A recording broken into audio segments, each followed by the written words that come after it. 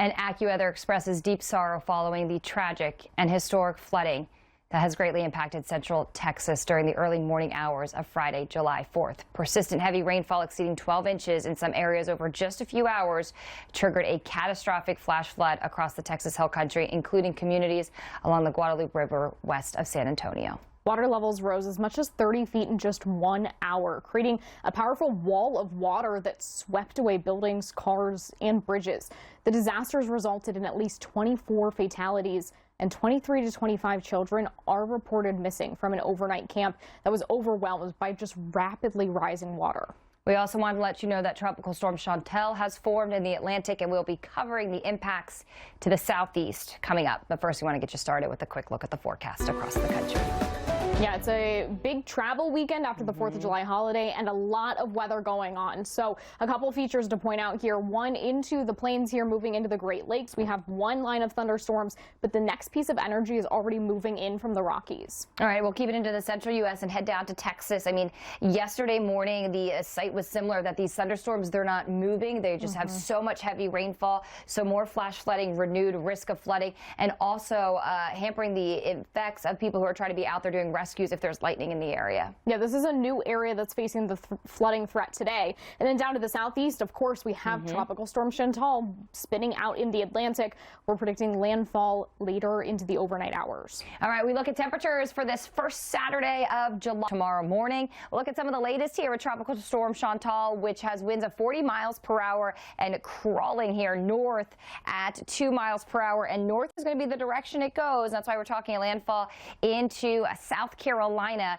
as we head into tomorrow morning. Tropical storm warnings that are posted across northern coastal locations of South Carolina, including Myrtle Beach and then up to Bald Head Island in southeastern North Carolina. Also tropical storm watches, including Charleston and Kiowa Island in South Carolina. AccuWeather is tracking a some risk. Oftentimes they can be rain wrapped. They're very quick to pop up.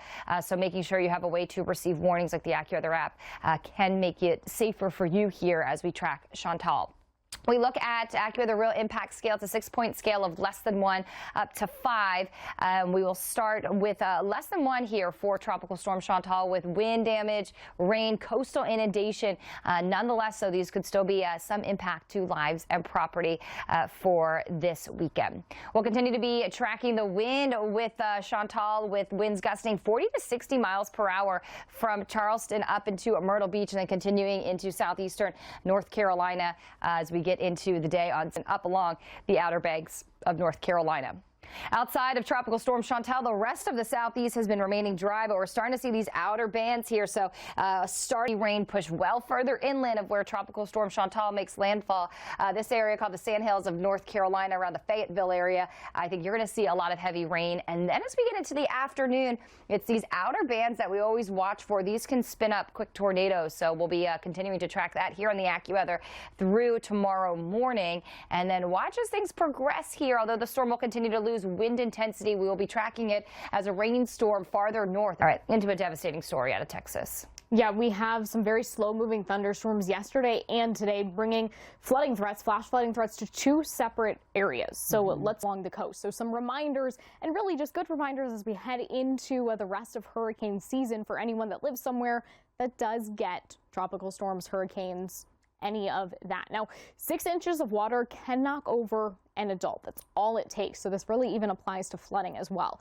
2 feet of water can carry away most vehicles. So even if you think, oh, 1 to 3 feet doesn't sound like that much storm surge, it can still be a dangerous situation and create some issues. Storm surge also can rise up to 20 feet or more. That is not something we are expecting to finish off the weekend to start the work week, but something good to keep in mind as we head through the rest of the tropical season. Now, in floodwaters, in storm surge waters, that is where we have a lot of hidden hazards as well. Well, we're continuing to track Chantal as it works its way really to landfall. 6 a.m. Sunday, that is when we are forecasting landfall to happen, and then it'll work its way through South Carolina, North Carolina, up into Virginia before eventually it works its way off the coast by Tuesday afternoon. So no matter what stage of things that this storm is at when it hits where you are, it's It's really a lot of the same concerns that we're talking about. So let's break down the impacts. It's been because, it's a tropical system.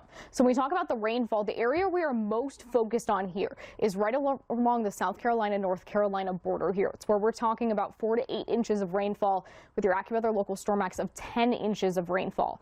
That is enough to cause some flash flooding, to cause some issues. But then we also have the storm surge. All along the coast, we're talking about 1 to 3 feet of storm surge. That is definitely something that you want to prepare for. You want to have that go bag ready in case you need to evacuate, especially if you are along the coast here. Of course, those are not the only concerns that we're watching. I mentioned the wind as well is a threat. 40 to 60